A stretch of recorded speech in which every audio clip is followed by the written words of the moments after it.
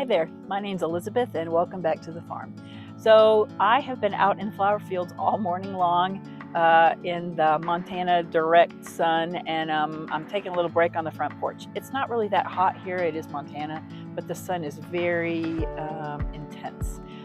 It's June, so there's not a lot of heat, but like I said, the sun is super intense, so I'm taking a break. We are going to talk today about zinnias. I promised you that we would talk about growing zinnias as a flower farmer, and now we're finally able to get to it. So let's just do the bullet points first. Super easy to grow from seed. Tons of different colors of flowers. They're pretty resistant to almost anything you can throw at them. They're drought tolerant, and actually if you give them too much fertilizer, sometimes they produce more green and not too many blooms. There are some varieties that as a flower farmer I tend to lean towards that are just pretty much foolproof and beautiful, and then some not so much, and we'll talk about those here in a second. First of all, the zinnias are native to Mexico, so right away that gives you an idea of how tolerant they are as far as different types of soil, and then different, like I said, different types of drought conditions. We are growing, or I'm growing in zone 4B, and so I typically start my zinnias inside, even though they do have a pretty short plant to harvest date, which is about 60 days.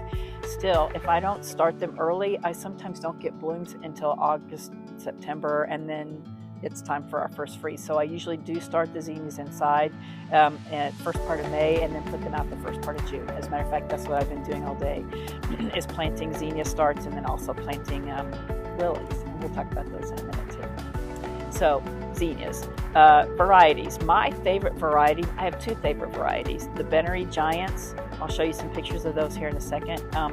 The flowers are almost always double, which are amazing as far as cut flower needs go.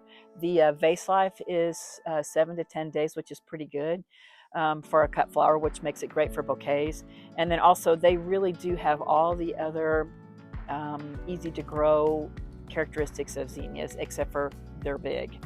Some of them are as big as the palm of my hand. Really lovely as far as a cut flower goes. The other one is the Oklahoma series, and the reason I like those is almost the exact opposite of why I like the Bennerys. They're a little bit small, well, they're quite a bit smaller. Some of them are only as big as a quarter, which is perfect if you need to tuck it into a bouquet and just add to the whimsy of the bouquet and not necessarily steal the show as a focal flower. They also come in many different colors. As a matter of fact, I think they come in almost all the colors except for kind of a blue series. There's a violet series and a purple type of a series, but not a true blue. If you want a blue flower, you'll have to go someplace outside of zinnias. Anyway, those are the two varieties I most grow. The colors that are most sought after, I feel like, are the corals, the oranges. They have a couple of different wine-colored or kind of a deep wine-colored series or color that I really love. And then there's one that it's in the orange family, but it's not really orange, it's peach, and I can't remember the name of it right now.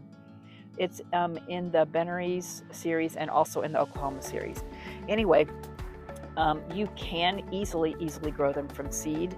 If you are in a warmer climate than us here, like I said, in Montana, northwest Montana, 4B, you can put them out as seeds in the garden and they grow great. I usually just try to push the ability to have more blooms early, and that's why we start the seeds inside. Okay, I'll show you some pictures here in a sec. If you have any questions, of course, put your questions down in the comment section. Okay, next, cosmos.